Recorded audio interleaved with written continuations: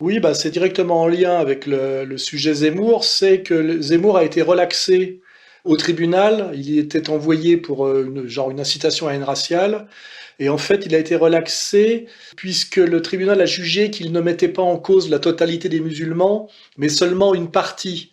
Alors ce qui est assez intéressant, c'est que moi j'ai toujours essayé de distinguer au tribunal et dans mes allocutions les juifs du quotidien et la communauté organisée. Et j'insiste bien pour dire que les manipulateurs sont une minorité à l'intérieur de la communauté, puisque comme vous le savez très bien, le CRIF par exemple, qui représente cette ligne que je critique, le CRIF ne représente officiellement qu'un juif sur 6.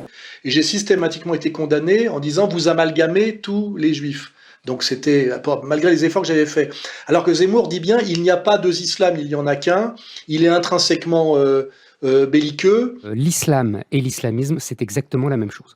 D'ailleurs, vous ne faites plus la différence entre je ne l'islam l'ai et jamais l'islamisme. faite moi, mais Donc il amalgame bien tous les musulmans, mais il est relaxé en disant qu'il fait la nuance, alors que cette nuance, il fait un gros effort pour ne jamais la faire. Ce qui veut bien dire que la justice aujourd'hui nous envoie un signal quand même assez fort, c'est que Zemmour a le droit de déclarer la guerre aux citoyens musulmans de France de façon assez frontale en étant relaxé, alors que quiconque se pose simplement la question du qui est envoyé au tribunal.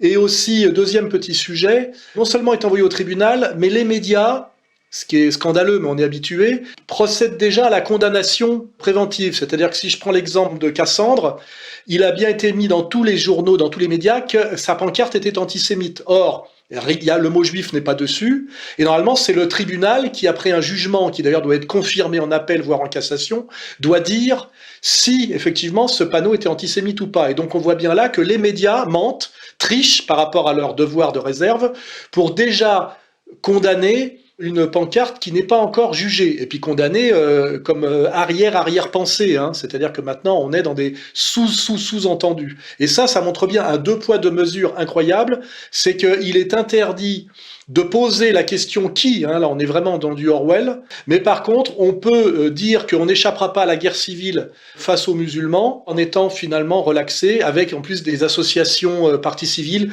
qui s'étonnent en fait de cette impunité de Éric Zemmour. Donc voilà, aujourd'hui, si on veut avoir le droit de critiquer les musulmans de France ou l'islamisation de la France, eh ben il faut passer par Zemmour, il faut être derrière Zemmour, parce qu'on croit même que Le Gallou, qui a tenté de le faire de son côté, s'est pris dans la gueule la condamnation. Donc il faut avoir l'imprimature Zemmour et marcher derrière Zemmour pour avoir le droit d'exprimer un certain agacement par rapport, on va dire, à l'immigration. En gros, ça serait ça.